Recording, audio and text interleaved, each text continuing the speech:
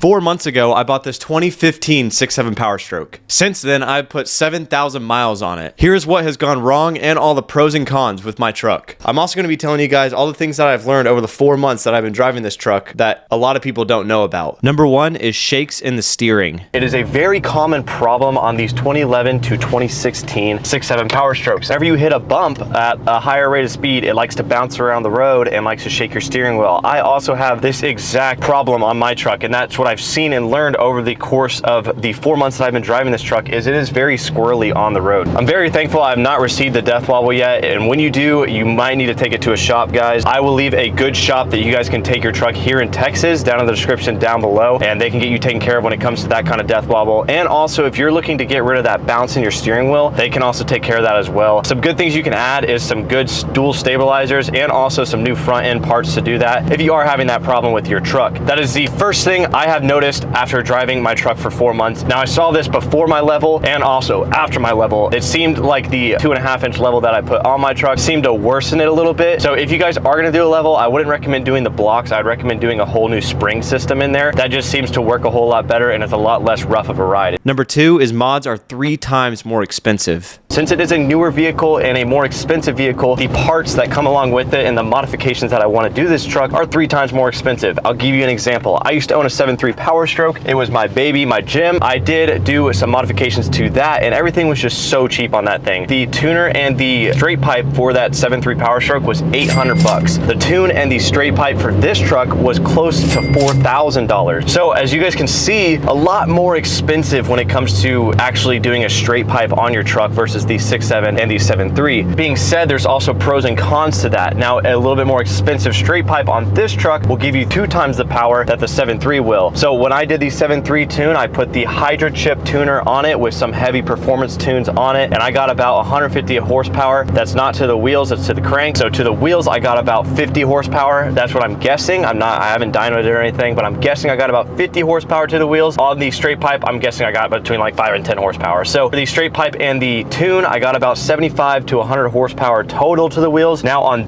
this truck, the tune and the straight pipe, I got about another 150 horsepower to the wheels, guys. I am absolutely ripping with this thing. You can tell it is a night and day difference. I went from getting 440 horsepower all the way up to almost 600 horsepower on this thing. And the 7.3, you started at 280 horsepower and you only get up to like 330 horsepower. The 7.3, you start out so little that like it's not even really worth it to purchase a 7.3 if you're looking for power. If you're looking for reliability, absolutely. But if you're looking for power, looking to tow a lot of loads, definitely the 7.3 is probably not the way to go. In order to get the same amount of power as the 6.7, you're eventually gonna have to spend as much as the 6.7. So one modification, spending $4 grand on this thing, I'm gonna get an extra 100 to 200 horsepower out of that one modification than I would if I spent the same money on a 7.3. That is why I would recommend, if you're looking for power, speed, and I mean durability too, these trucks are very durable, I would definitely go with the 6.7s. That's what I've learned, that's what I've seen buying these mods, putting mods on this truck, working with this truck a little bit, is that the mods are so much more expensive. Also, the maintenance items are just double the price as well. Now, for the 7.3, they can run pretty dirty. I just wouldn't run this 6.7 very dirty, so I like to put very expensive, very clean oil in my 6.7 versus a 7.3, you could put a lot less expensive shit in there. I got my 7.3 up to about 500,000 miles on SuperTech Walmart oil, like very cheap oil. On this truck, I would never put SuperTech in it. You can, but I just wouldn't do it just because I like to spend a little bit more money on this truck because it's so much more expensive than a 7.3. Out the door, this truck was about $30,000. Out the door for the 7.3, you're looking at about 8 to 10. So a lot more expensive on the 6.7 Powerstroke. So I would recommend putting more expensive oil in it. Same with all the maintenance items on there. Number 3, a straight pipe and tune goes a long way. Straight pipe and tune. I got great fuel mileage, guys. So I went from getting a lousy 16, 17 on the highway. I got all the way up to 21 last weekend. Crazy difference in fuel mileage, way better difference in fuel mileage, and power is blown out of the water. Like I put the pedal half down and my head's to the back of the seat. Blows everything out of the water when it comes to power and fuel mileage.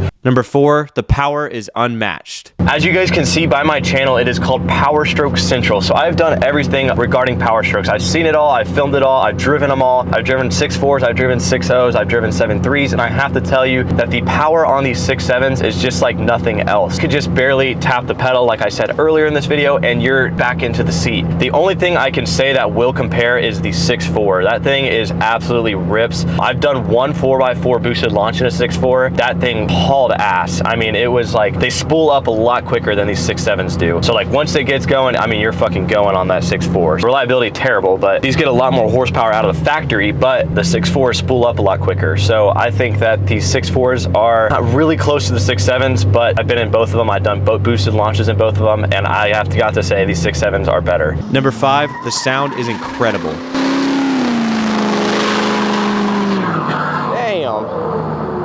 The sound is like incredible on this thing. If you spool it up, it is great. At lower RPMs, the sound isn't near as good as the 2011 through the 2014 6.7s, but let me tell you guys, these 2015 to 2016 and a half, when you spool these sons of bitches up, they romp. The only thing I can really compare the sound to on these things is the 6.0 Powerstroke. They sound about pretty similar once at higher RPMs. You could get that machine gun, gunshot, turbo whistle noise that the 6.0s do. It's that higher RPM sound that everybody loves on these 6.7 Powerstrokes. The 2015s. Now the 2011s through the 2014s, they have that really whiny turbo noise at lower RPMs. Like when you shift into that second gear, they got that weird turbo noise. They also have a whole different turbo setup, and that's why they do that whine. So